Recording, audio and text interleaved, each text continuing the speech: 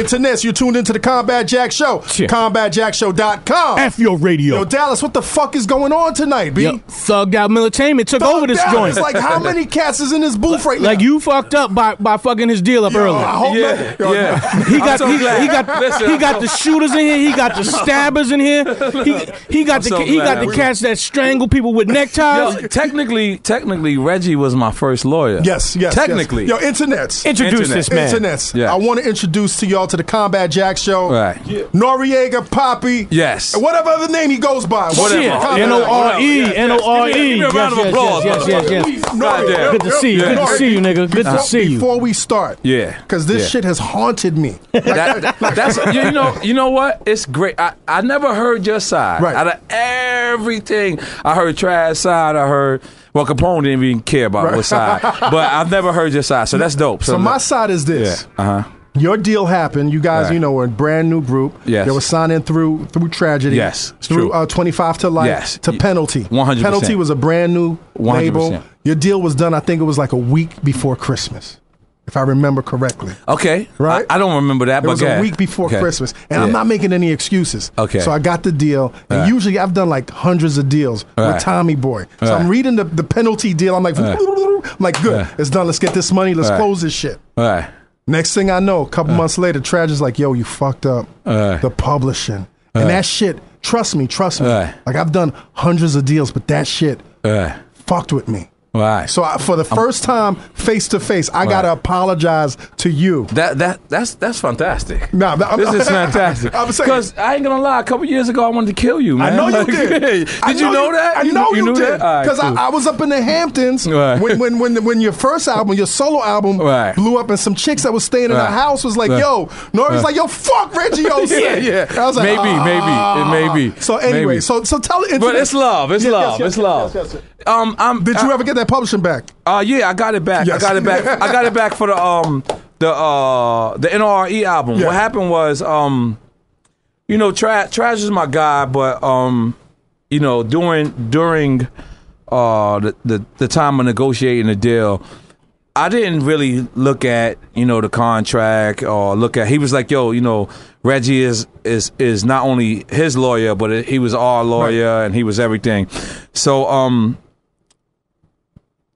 What happened was, Trash got 5,000. I think Reggie got 5,000, and I had to break that shit up with Ed Wood. I got 5,000. Capone got 5,000. So, I really wasn't at the time of the War Report. I didn't really want to be a rapper. Like I was just rapping. And what happened was Capone had got incarcerated, and I had did a record on a Firm album called "I'm Leaving." And when I did that record, the record actually exploded.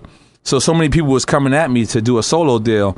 And the reason why I stayed with Penalty at the time is because I told Penalty, I said, yo, I'll fuck with y'all, but I need to see the contract. Right. I need to originally see the contract. And when I seen the contract, I had realized that not only for the $5,000 that I signed to the Penalty Records, 25 to Life, and so on and so forth, which was actually signed to Tommy Boy Records, but I had also signed away my publisher. Yes. Which I didn't know, because I would look at the shit and I would be like, it would say Percy Chapman on my publishing. It would say Sweet 2012, which was like, Neil Levine and Trash shit. So I was like, in order for me to continue, I had bought myself out of the deal.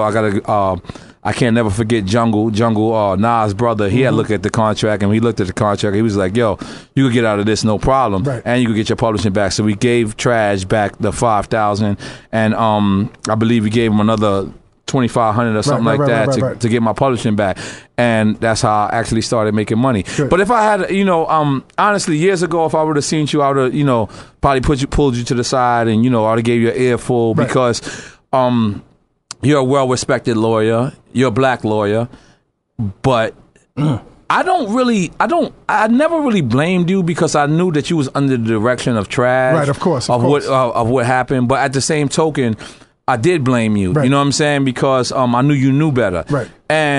But years later, we actually I got out of that deal and I made the most money in my life on that NRE album. That's good. But if I had a chance to do it all over, I wouldn't change nothing. I mean, you guys made a classic album. This is crazy shit. Like that's why I'm mad at you, but I'm not mad at you because stay mad at me. No.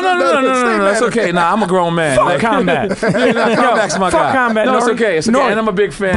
I listened to the Fabulous interview. I listened to the Envy interview when he was confessing about everything, and like I'm a fan of what you're doing because you definitely don't have to do what you're doing. Right. Like you was making a decent living as a lawyer. But fucking up people's contracts. Yeah. I'm one of them. I'm definitely one of them. No, I swear to God, you're the only one. I swear to God. I ain't gonna lie, because I was like, Combat Jack, get ready for combat. That's my shit, right? Yeah. But I'm like, all right, I'm listening. I'm like, Reggio says. I'm like, Combat Jack. I know. Oh shit, it's the same people. You thought it was moly guacamole. You thought it was witness protection, like changing his name or something. Nah. You know, honestly, when you come into this game, and if you have a perfect deal, I feel sorry for you because you don't learn nothing. You know what I'm saying? Had I had a perfect deal, I wouldn't be able to talk to you motherfuckers. Like to sit down and break down contracts, break down publishing, break down points, break down splits. Like I had to learn that because Trash was our guy. Like we loved him. Right. So whatever he told us, we believed him. Right. So if he said, "Yo, sign this," you know, blah blah blah, whoop de whoop. We believed him. That's what happened. But only thing that made me wisen up was that Capone had got locked up. Right. And when Capone got locked up, the label kept stressing me like, yo, we want to have a Nore solo. We want to have a Nore solo. And I was like, yo, let me see the original contract. Right. And when I seen the original contract, I knew that Trash didn't stand tall. Now, am I mad at Trash for that? No. I just spoke to Trash yesterday or the day before yesterday. How's Trash doing, man? I believe he's doing good. Good. He's my guy. Anything that he needs from me, I'll be there for him. And like I said, like it's weird to say that as a 35-year-old. I'm 35 years old. But at 25 years old, I wouldn't have been able to probably sit here because shit sound like you're getting rowdy out there, huh? Nah. But it ain't us. But as a person who's 35 years old, I can sit back and like I say, you know what I mean? I appreciate everything Trash did for me. You know what I'm saying?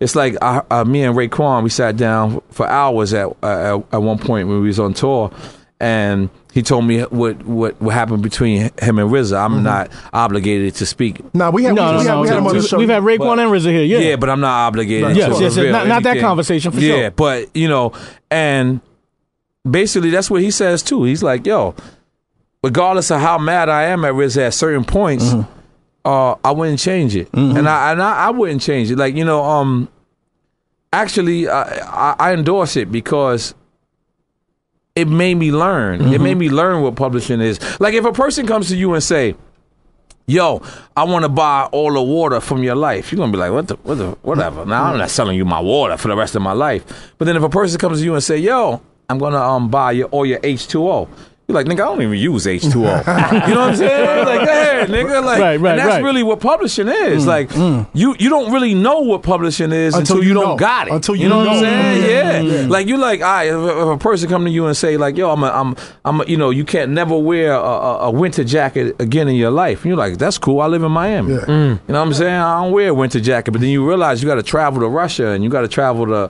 you know, New York. You know, New York and all this place. And you're like, damn, I do need my rented jacket.